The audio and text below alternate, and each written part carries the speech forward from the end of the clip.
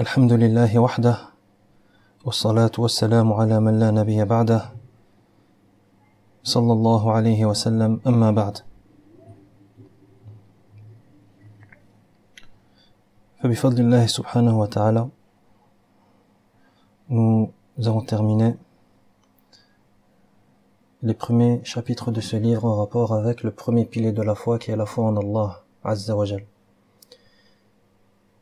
Les piliers de la foi qui, pour rappel, sont au nombre de 6. La foi en Allah, la foi dans ses anges, ses livres, ses messagers, la foi dans le jour dernier et la foi dans le destin, qu'il soit bon ou mauvais. Nous avons terminé, bifadlillah Azza wa Jal, la foi et la croyance authentique dans le tawhid de la Seigneurie, la croyance authentique dans les noms et les attributs divins, ainsi que la croyance authentique concernant le tawhid de l'adoration. Et avec ces 3 premiers chapitres, nous terminons le premier pilier de la foi qui est la foi en Allah.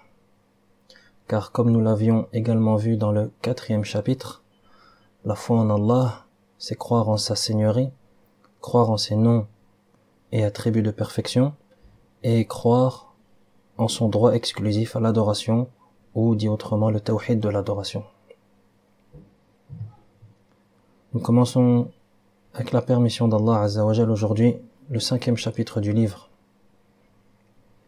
فالدرس الخامس المعتقد الصحيح في الملائكة. 5e chapitre, la croyance authentique relative aux anges. السؤال 21. كيف يكون الإيمان بالملائكة؟ Question 21. En quoi consiste la foi dans les anges? يكون بالتصديق بوجودهم وما ذكر لنا من أسمائهم وما ذكر لنا من أعمالهم. قال الله تعالى: آمن الرسول بما أنزل إليه من ربه والمؤمنون كل آمن بالله وملائكته وكتبه ورسله.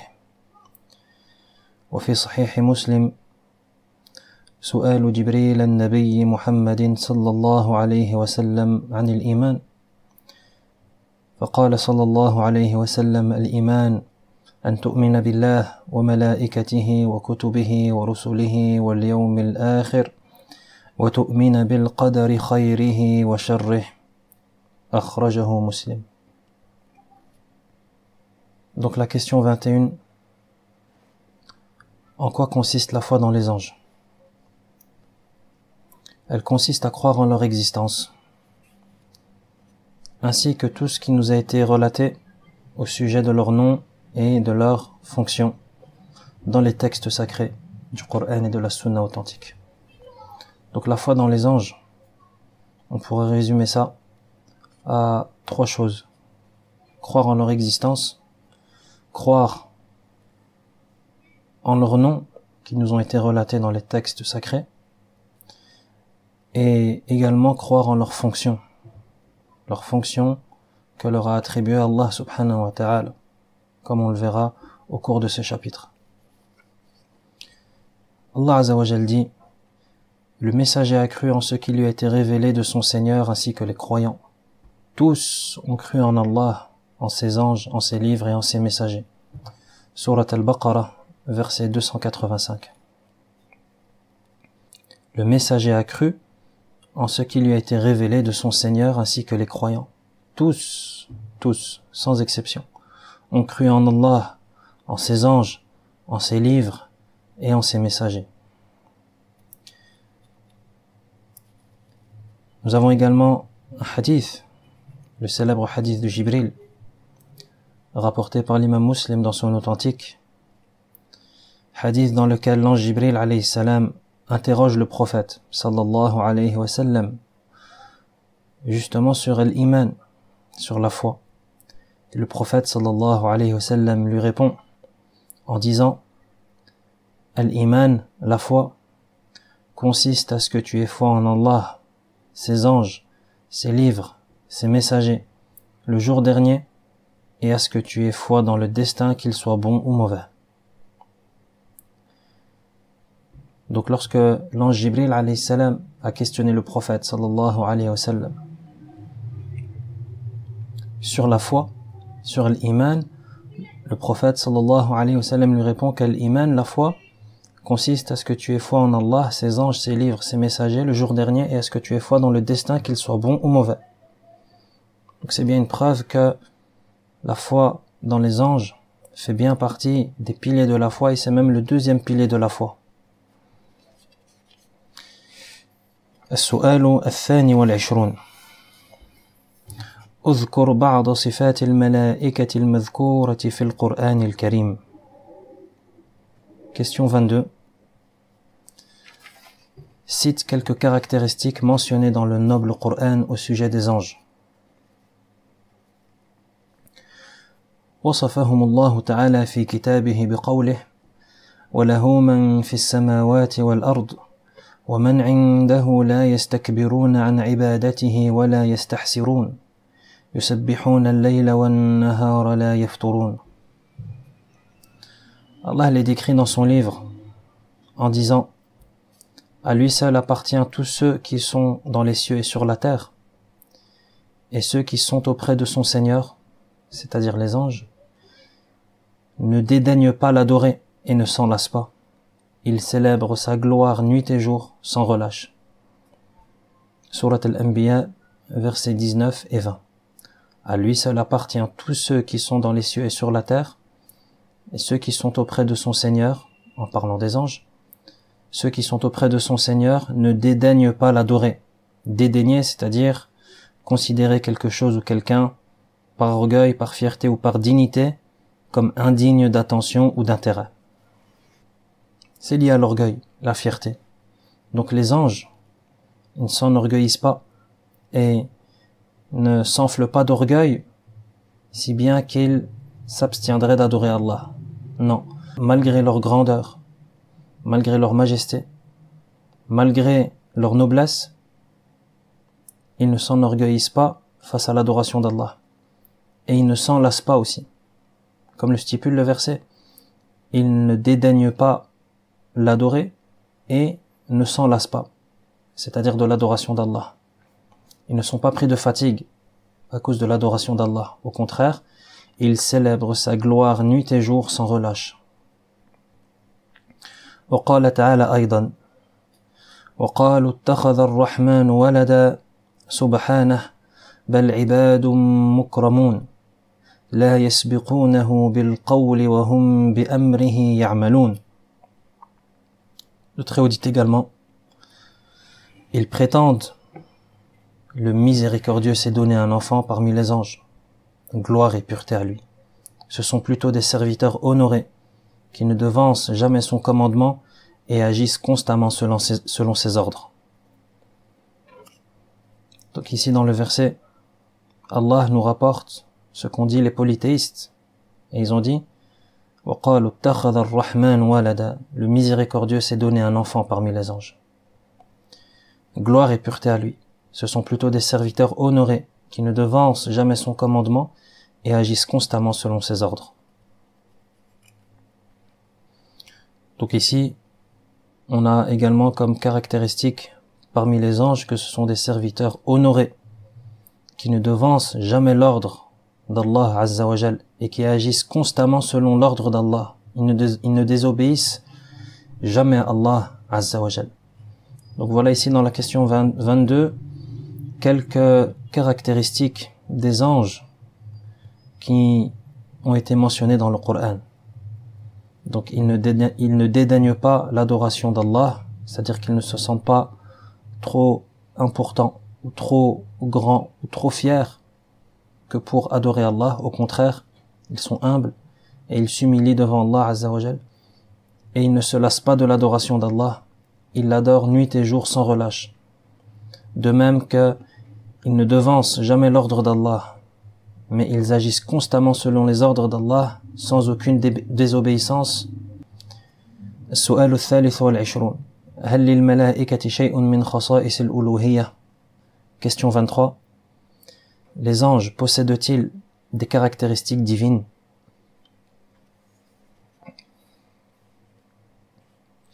لا، فهم عبيد لله تعالى وخلق من مخلوقاته العظيمة لا يستحقون شيئا من العبادة.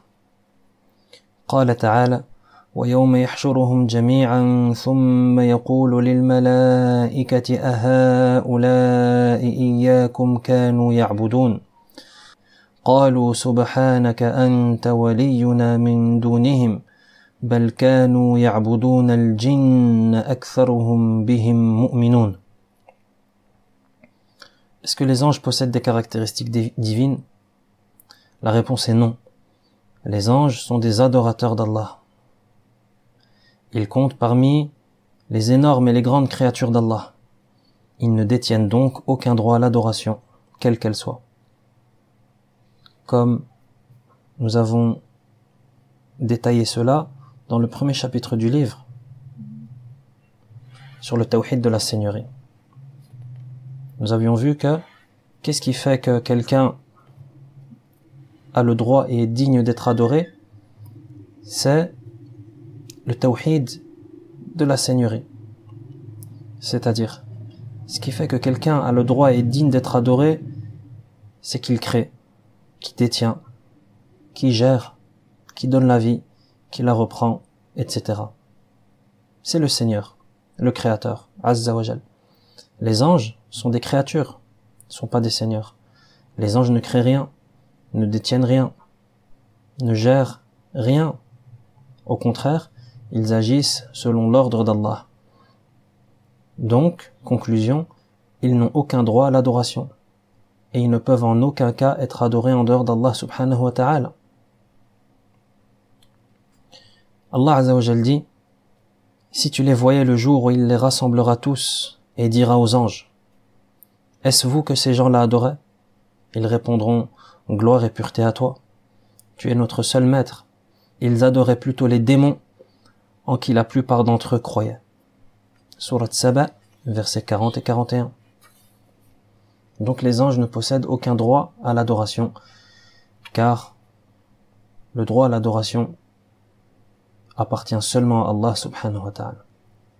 السؤال الرابع والعشرون ما صفة خلقهم. Question 24. Quelle est leur description physique? Quelle est la description physique des anges? في صحيح مسلم عن عائشة رضي الله عنها قالت: قال رسول الله صلى الله عليه وسلم: خلقت الملائكة من نور وخلق الجان من مارج من نار وخلق آدم مما قد وصف لكم. أخرجه مسلم وأحمد.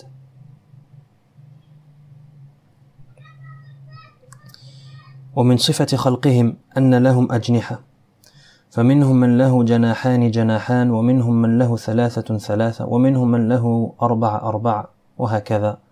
قال الله تعالى: الحمد لله فاطر السماوات والأرض جاعل الملائكة رسلا أولي أجنحة مثنى وثلاث ورباع يزيد في الخلق ما يشاء إن الله على كل شيء قدير.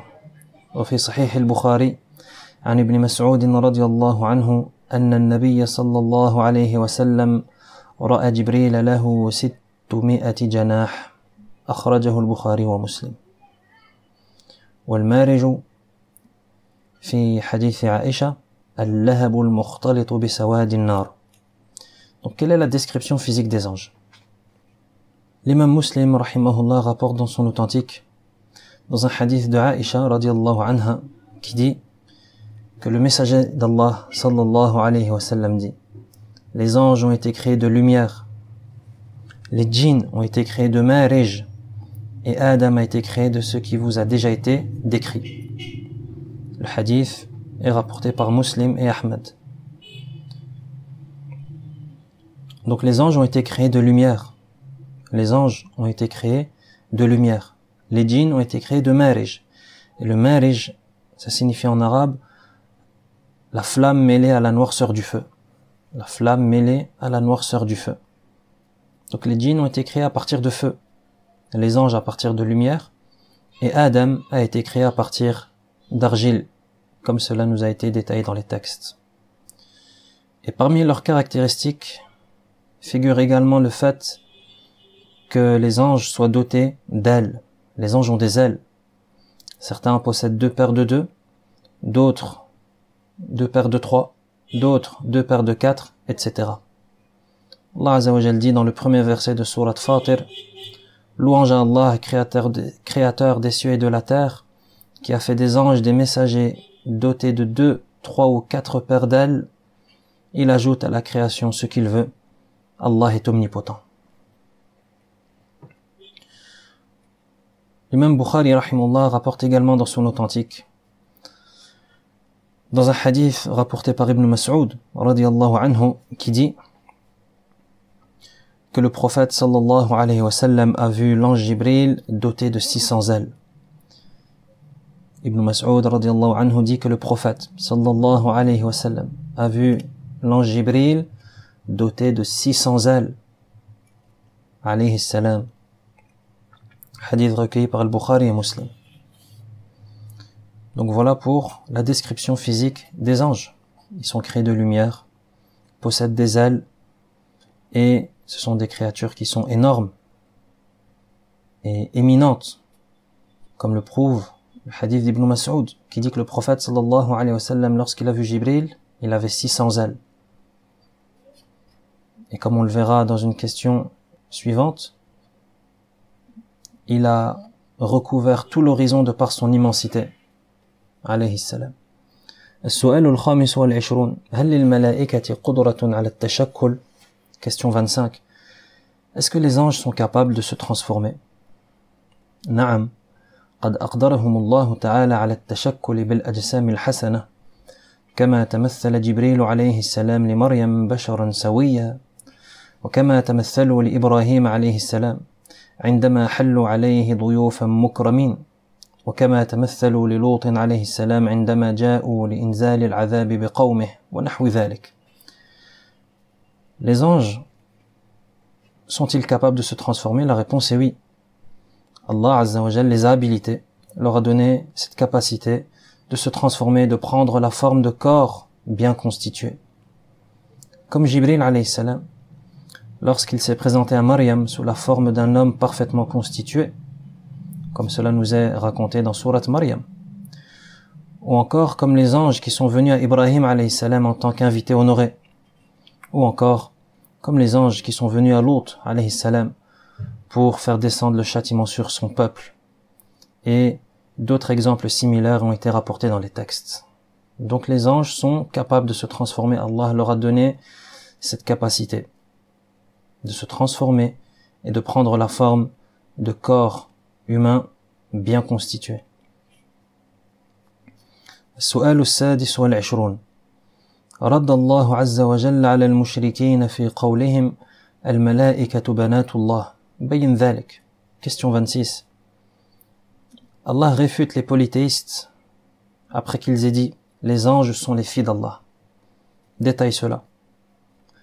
قال الله تعالى: فاستفتهم ألربك البنات ولهم البنون أم خلقنا الملائكة إناثا وهم شاهدون ألا إنهم من إفكهم ليقولون ولد الله وإنهم لكاذبون أصطفى البنات على البنين ما لكم كيف تحكمون أفلا تذكرون أم لكم سلطان مبين فأتوا بكتابكم إن كنتم صادقين.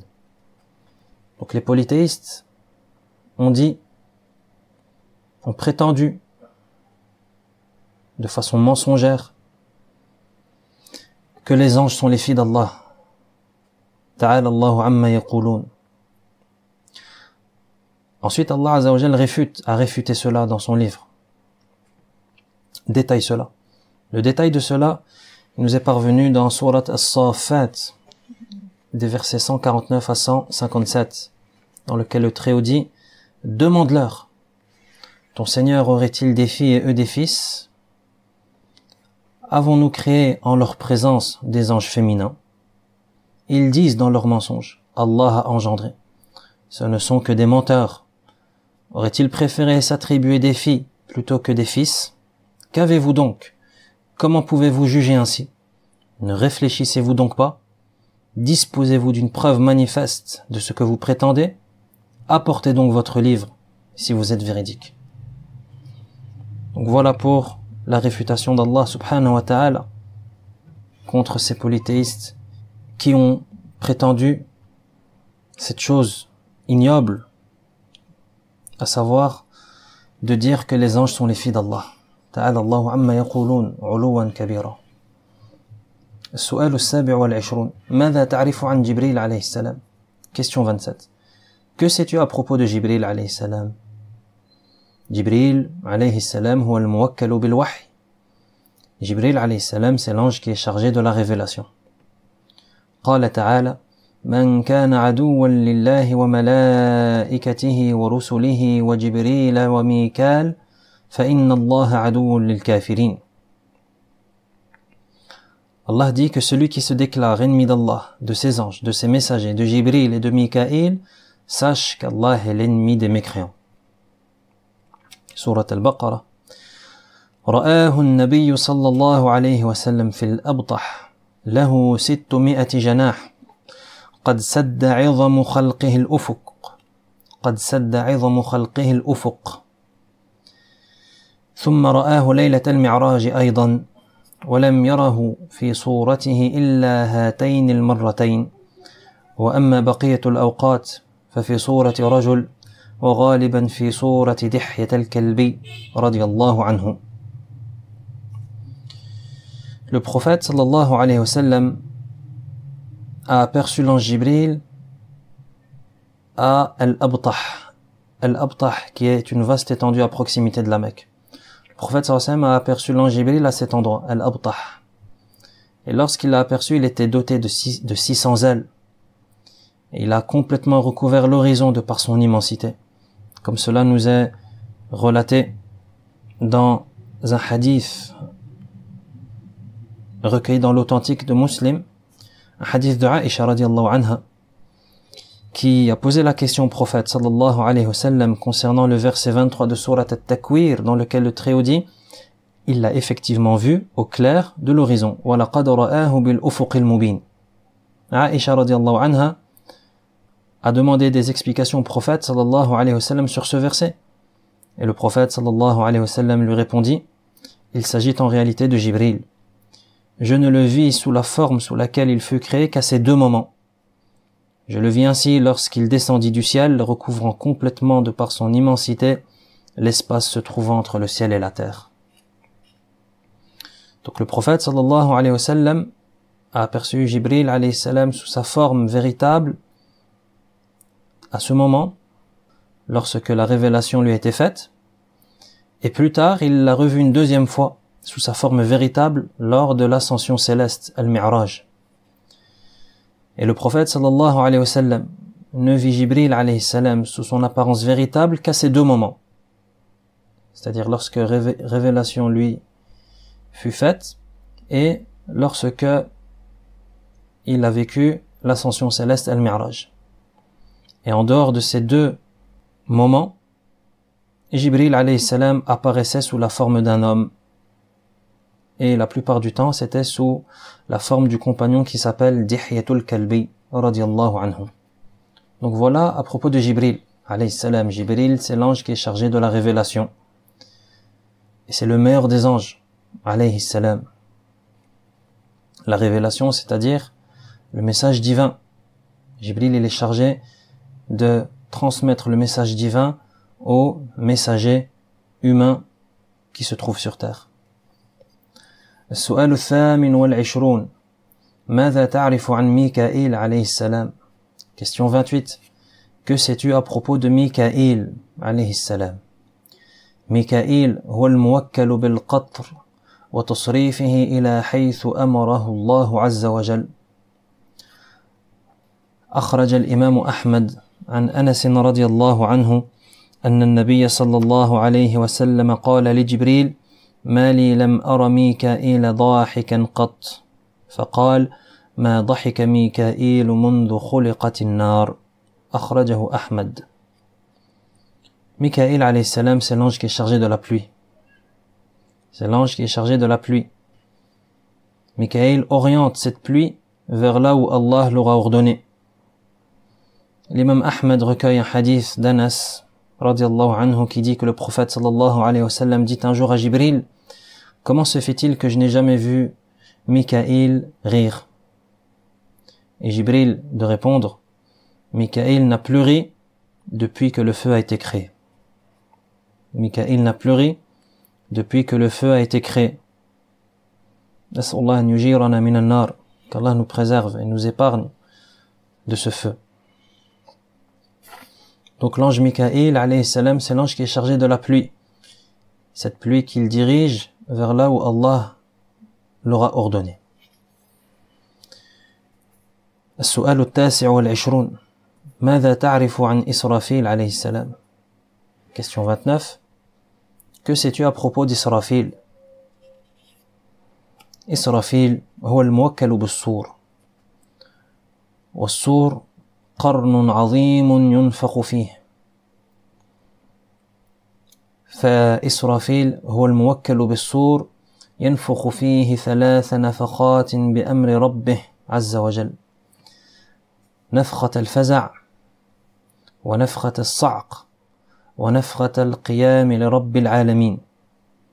ومن العلماء من جعلهم نفختين واستدلوا بقوله تعالى: ونفخ في الصور فصعق من في السماوات ومن في الأرض إلا من شاء الله ثم نفخ فيه أخرى فإذا هم قيام ينظرون. L'ange Israfil alayhi salam, c'est l'ange qui est chargé de la trompe. C'est l'ange qui est chargé de la trompe, en arabe as-sour. Et la trompe, as-sour, c'est une immense corne dans laquelle on souffle. Et conformément à l'ordre de son Seigneur, Israfil sera amené à souffler dans cette trompe à 3 reprises. La première fois, c'est ce qu'on appelle le premier souffle, c'est ce qu'on appelle le souffle de l'effroi. Le deuxième souffle, c'est ce qu'on appelle le souffle du foudroiement. Et le troisième souffle, le souffle de la résurrection, qui conduira à la comparution des hommes devant le Seigneur des mondes.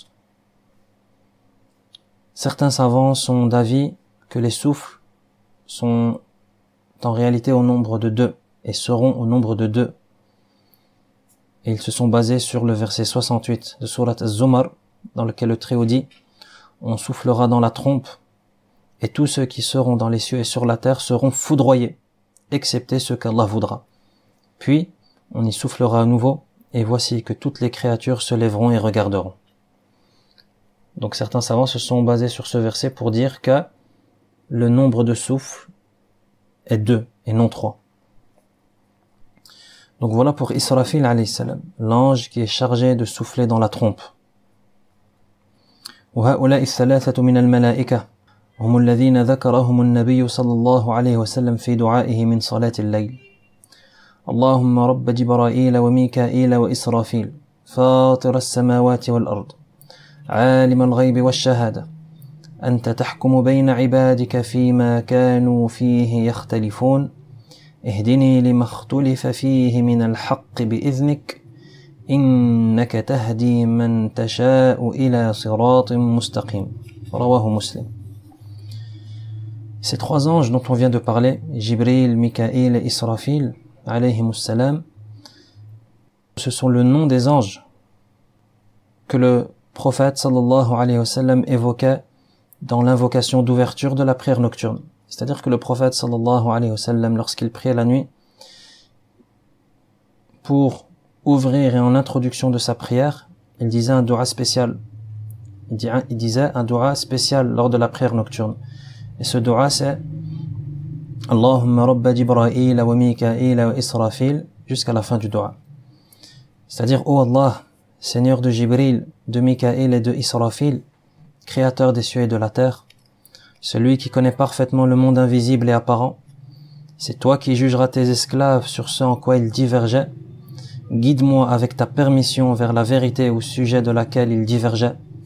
C'est certainement toi qui guides celui que tu veux vers le droit chemin. Hadith recueilli par Muslim. Donc dans ce hadith, dans cette invocation prophétique, on retrouve ces trois anges. On retrouve ces trois anges qui sont Jibril, Mikaïl et Israfil. Et certains savants ont cherché à savoir quelle est la sagesse derrière cela. Pourquoi est-ce que le prophète sallallahu alayhi wa sallam, lorsqu'il priait la nuit, commençait sa prière par cette invocation? Après avoir dit et prononcé takbiratul ihram, c'est-à-dire le takbir de sacralisation, après être entré en prière, le prophète sallallahu alayhi wa sallam disait cette invocation qu'on vient de réciter. Certains savants ont cherché à comprendre et à savoir quelle est la sagesse. Et certains savants ont dit que Jibril, Mikaïl et Israfil alayhimus salam, leurs fonctions, elles sont toutes liées à la vie. Elles sont toutes liées à la vie, au fait de donner vie à quelque chose par la permission d'Allah. Jibril alayhi salam, il est chargé de la révélation. Et la révélation, c'est ce qui donne vie au cœur. C'est ce qui fait vivre les cœurs après qu'ils aient été morts. La révélation, la lumière. Mikaïl alayhi salam, c'est l'ange qui est chargé de la pluie. Et la pluie, c'est ce qui fait revivre la terre après qu'elle ait été morte et sèche. Et Israfil alayhi salam, c'est l'ange qui est chargé de la trompe. Et lorsqu'il soufflera dans la trompe, les gens revivront, seront ressuscités après avoir été morts. Donc, on voit que ces trois anges, ils sont liés à, ou plutôt leur fonction est liée à la vie, à donner vie à quelque chose. Et c'est pareil pour la prière nocturne. Lorsque la personne se réveille pour prier la nuit, il se réveille de son sommeil. Or, on sait que le sommeil, c'est le petit frère de la mort, et c'est la petite mort. Donc, il y a un lien entre tout ça, et certains savants ont dit que c'est ça la sagesse. Comme ces trois anges sont chargés de quelque chose qui est lié à la vie, le prophète sallallahu alayhi wa sallam les a mentionnés dans son invocation en début de prière nocturne, car la prière nocturne, c'est aussi quelque part se redonner vie et se réveiller après avoir été mort, à savoir le sommeil qui est la petite mort et le petit frère de la mort. السؤال الثلاثون من ملك الموت وهل له اسم غير هذا? Question 30. Qui est l'ange de la mort? Et est-ce qu'il possède un nom autre que celui-ci? ملك الموت هو الموكل بقبض الأرواح. L'ange de la mort, c'est l'ange qui est chargé de recueillir les âmes lorsqu'elles meurent. قال تعالى قل يتوفاكم ملك الموت الذي وكل بكم ثم إلى ربكم ترجعون. Le Très-Haut dit, réponds-leur, l'ange de la mort chargé de vous recueillera votre âme, puis c'est vers votre Seigneur seul que vous serez ramenés. ولم ترد تسميته بعزرائيل وإنما ما ورد فيه هو ملك الموت كما في الآية. Et l'ange de la mort, il s'appelle l'ange de la mort. Et l'appellation Israël, comme on l'entend, c'est une appellation qui n'a aucun fondement et qui n'a pas été relatée dans les textes. Mais l'appellation établie dans les textes, c'est l'ange de la mort, Malakul Maut, comme le prouve le verset précédemment cité. Donc l'ange de la mort, c'est l'ange qui est chargé de recueillir les âmes lorsqu'elles meurent. السؤال الحادي والثلاثون من الملائكة الحفظة عليهم السلام. Question 31. Qui sont les anges gardiens? هم الملائكة الموكلون بحفظ بني آدم في كل حالاته من حل وسفر ونوم ويقظة. Les anges gardiens, ce sont les anges qui sont chargés de la protection des fils de Adam en chaque situation.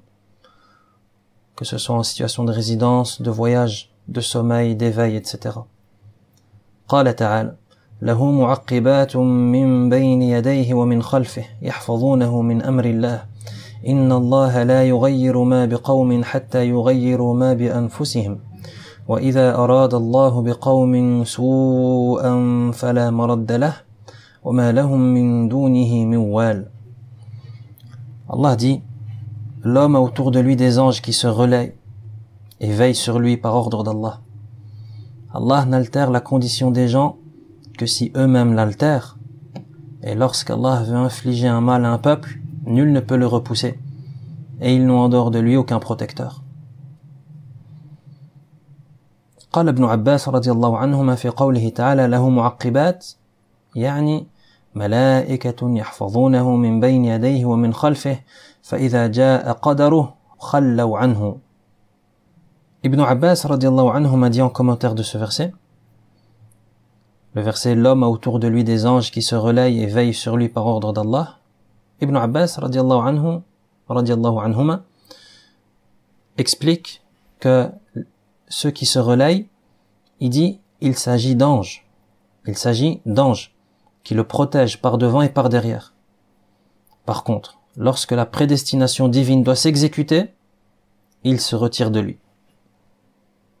Donc les anges gardiens, ce sont les anges qui protègent les êtres humains, les fils de Adam alayhi salam, en chaque situation.